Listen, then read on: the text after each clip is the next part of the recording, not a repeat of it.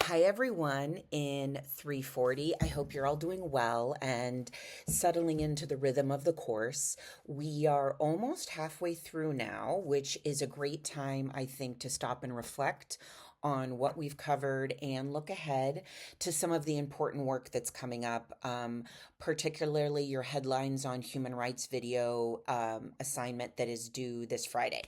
So let me take a few minutes to give you some guidance, share a few course success tips, and connect what we're learning to some real world events that you might be seeing in the news right now.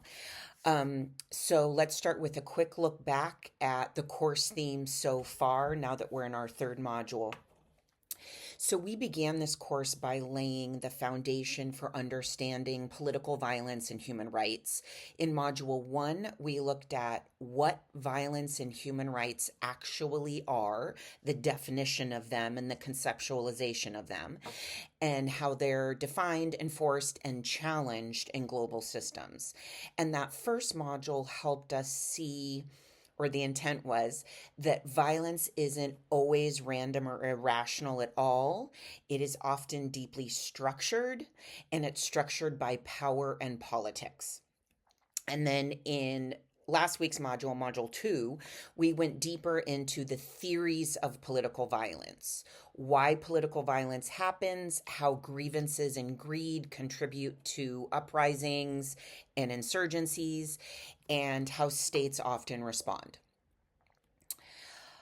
The goal was that you also started to see how radicalization works psychologically and how group dynamics and economic pressures shape conflict.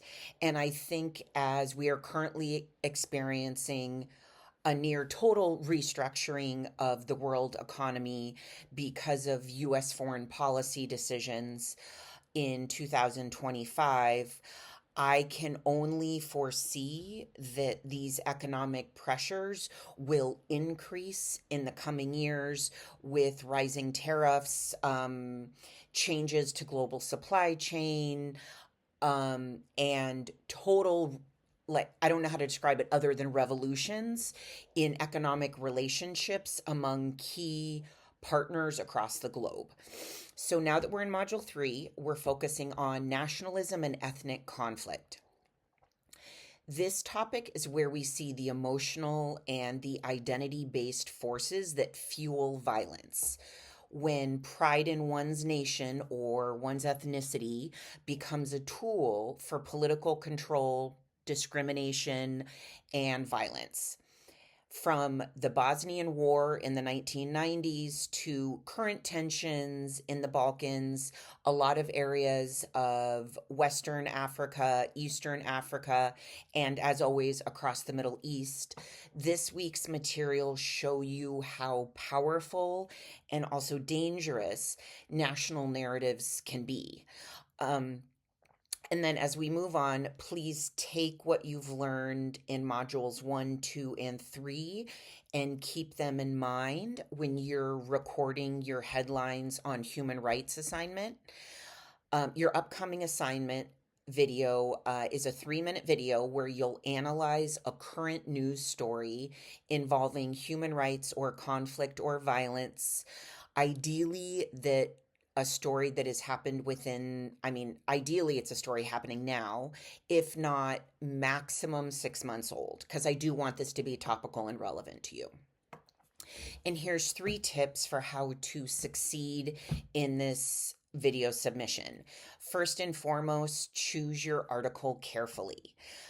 Make sure that it's substantial, at least 800 words, and comes from a reputable news source like BBC, Reuters, Human Rights Watch, Al Jazeera. You need New York Times. You need enough detail to analyze the situation meaningfully.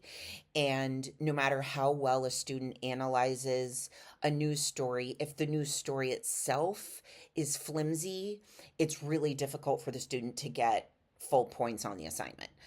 My second point is that structure matters. So imagine me watching your videos from my point of view. I'm watching almost 80 videos, And the single way that it's easiest for me to follow your points is to ensure that your video doesn't ramble, and structure matters. So start with a quick intro, state the date, article title, source, then summarize the event clearly using the who, what, where, why, when, and how. Most of us learn this in elementary school. I find that my military and veteran students are excellent at summarizing the who, what, where, why, when, and how, because that's essentially what a military briefing is. And then finally, in your structure, offer your analysis. And this analysis is crucial and it connects the story to what we've learned. Um, for undergraduates, the clear difference for me in intellectual growth is students who have a lot farther to grow in their intellectual growth turn in submissions that are all summary and description. And really excellent submissions have your independent thought. You find patterns, you find comparisons, and I can see your independent thoughts at work in the submission. And again, speak naturally and clearly. Don't read a script word for word. That's so boring for me. I want to see a little bit of your personality in it. So just imagine explaining this news story to your really well-informed, intelligent friend, and be concise, insightful, and confident. Please, please, please double check your YouTube settings to make sure that your video is viewable to anyone with the link. I've never assigned a video submission and have every student remember to do that. So please, let's make this course the first time where everybody makes their YouTube video viewable to me.